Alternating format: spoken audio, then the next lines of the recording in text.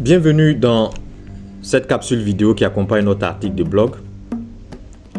Nous abordons aujourd'hui un thème assez évocateur et d'actualité qui est la dégradation de la voirie dans la zone du port autonome d'Abidjan. Mais avant tout propos, nous souhaitons rappeler à tout un chacun que cet article n'est pas destiné à des fins politiques ou toutefois indexer une autorité ou une entité en tant que telle. La dégradation de la voirie dans la zone portuaire a causé d'énormes dégâts, tant pour les entreprises que les acteurs majeurs. Nous tous avons été victimes d'embouteillages.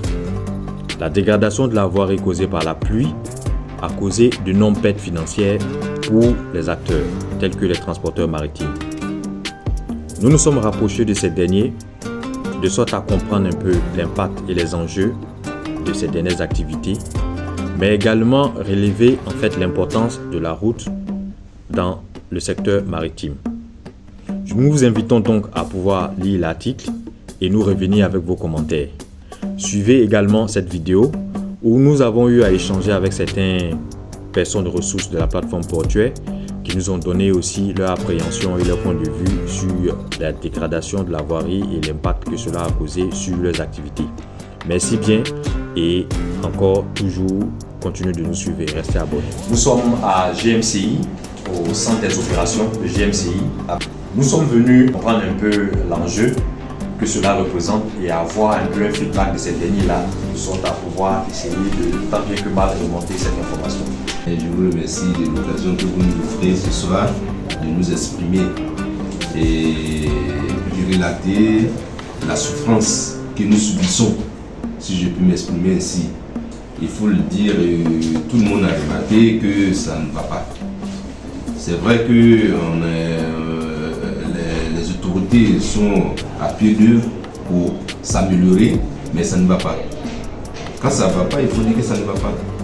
Parce que nous avons eu beaucoup de problèmes ces temps-ci. Surtout quand il pleut, la voirie n'est pas bonne.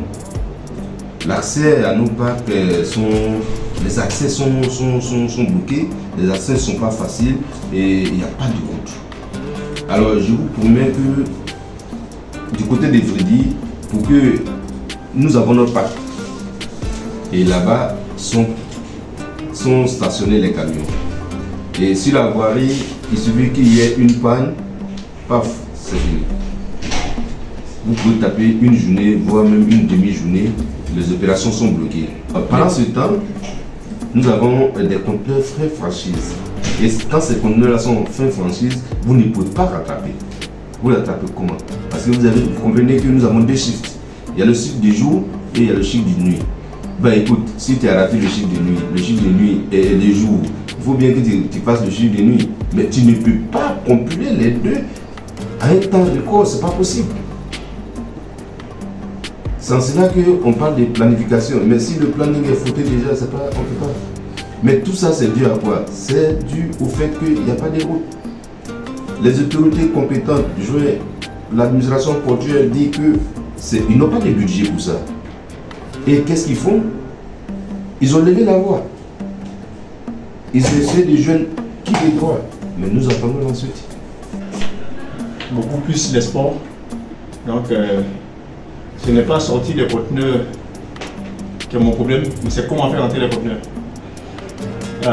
À l'espoir, le positionnement est relativement simple, mais bon, les embouteillages agissent sur le contrat parce que les clients ils font des contrats spots, il faut les faire rapidement les positionnements.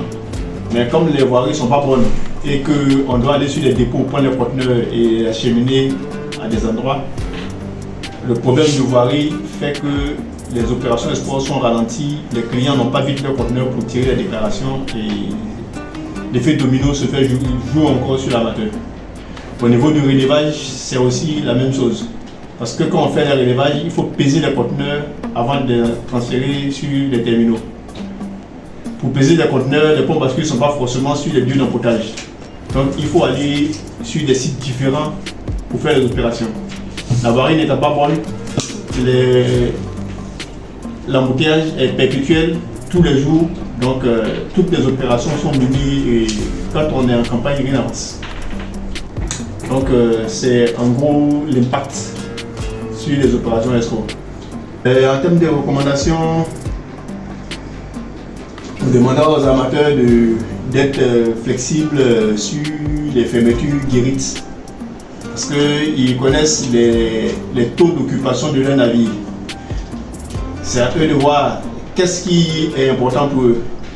Est-ce le respect de l'appostage ou bien pouvoir enlever le maximum de marchandises et éviter l'engorgement du port. Parce que tous les amateurs veulent apposter vite pour repartir vite. Mais si on ne peut pas faire rentrer les conteneurs, ça crée de l'engorgement. Les conteneurs qui restent dehors, ça crée des détentions parce que les conteneurs, après le positionnement, il y a un certain nombre de jours, le client n'est pas d'accord de payer des détentions alors qu'il a fini d'emporter les conteneurs et que les conteneurs n'ont pas pu accéder dans le port. Il y a beaucoup de facteurs comme ça qui font que c'est vraiment de gros désagréments pour les clients et même pour nous les transporteurs. Parce que quand tu charges un conteneur et qu'un camion qui est censé faire 3 rotations ne peut pas faire 2 rotations, souvent même une seule rotation pour tout est shift, c'est une grosse perte. Parce que même, c'est vrai qu'on va dire c'est des camions GMCI, mais nous travaillons sous forme de location. C'est des locations que la société fait au service transport pour pouvoir rentabiliser des opérations. Donc si moi on me fait une location que je ne tourne pas, je ne rentabilise pas, alors c'est vraiment carrière pour la société. Pour tous les clients, mais nous avons une obligation de résultat envers les clients. Nous avons des obligations de résultat. Le client il s'en tape complètement. Si je peux m'exprimer ainsi. Pourquoi? Il a payé son opération. Il faut bien que tu lui donnes le résultat. Je veux mon conteneur. Mais je pense que c'est le b.a.-ba même de la logistique. Je veux mon conteneur à une période et à l'endroit indiqué. Et au moment où je veux.